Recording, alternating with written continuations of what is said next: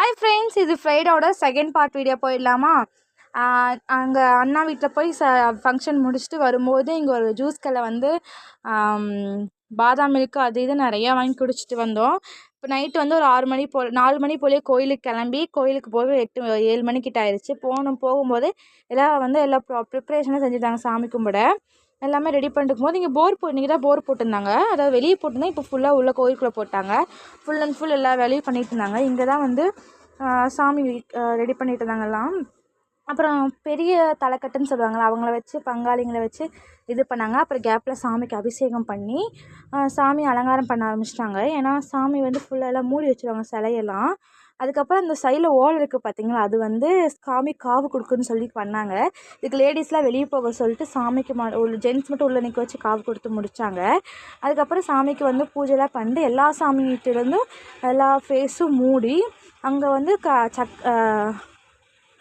கலசம் வச்சுருப்பாங்க. அந்த கலசம் தான் எல்லாத்தோட சாமி. இப்போ அவங்க தான் இருக்காங்க.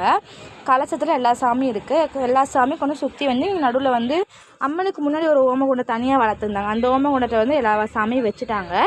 இதுதான் எங்கள் குலதெய்வம் பச்சையம்மன் சொல்லி அந்த கலசம் தான் கொண்டு வந்து நடுவில் வந்து வச்சுட்டாங்க.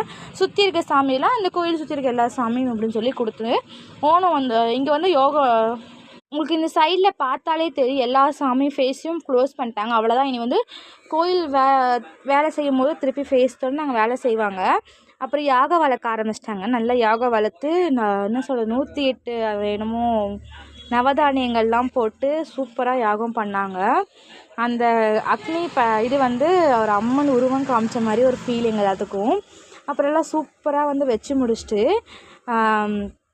நல்லபடியாக வந்து அவங்க யோகா வளர்த்து இது வந்து 5 பூதங்கள் சொல்லுவாங்க. நகை, பணம், வெள்ளி, தங்கம்னு சொல்லி எல்லாத்தையும் மஞ்சள் கொம்பு எல்லாம் வச்சு இது வந்து சாமிக்கு உயிர் கொடுக்குறதா சொல்லுவாங்கன்னு நினைக்கிறேன்.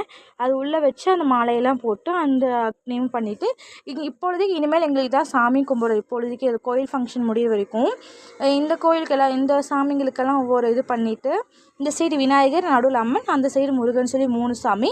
கண்ணாடி எல்லா சாமி வந்து கோயில் சுற்றி இருக்க எல்லா சாமியும் தான் கண்ணாடியில் இருக்க சாமிங்கெல்லாம். ஒவ்வொரு தீர்த்தம் ஒவ்வொரு சாமிக்குன்னு சொல்லி அவங்கவுங்க தீர்த்தத்தை வந்து அந்த சாமிக்கு போட்டுட்டு சூப்பராக இங்கே வந்து போட்டு முடிச்சிட்டாங்க. போட்டுட்டு எல்லா சாமியும் அபிஷேகம் பண்ணிவிட்டு அலங்காரம் பண்ணி இங்கே ஆரத்தி காமிச்சிட்டாங்க. இந்த இப்பொழுதுக்கு இந்த கும்பாபிஷேகம் முடிகிற வரைக்கும் நாங்கள் இந்த தான் சாமின்னு சொல்லி கும்பிடணும். இங்கே இதுதான் இவ்வளோ பாலாயும் எல்லா சாமி சிலைக்கு லைட்டாக பூசாரி வந்து கொடை வச்சு கொத்தி விட்டாங்க. அப்படின்னா உங்களுக்கு உத்தரவு வாங்கி நாங்கள் சிலை செய்யப்படும் சொல்லி அர்த்தம். இவ்வளோ தான் எங்களுக்கு பாலாயம் பண்ணுது. அவ்வளோ வீட்டுக்கு காமிச்சு. பாய் ஃப்ரெண்ட்ஸ், நாளைக்கு பார்க்கலாம்.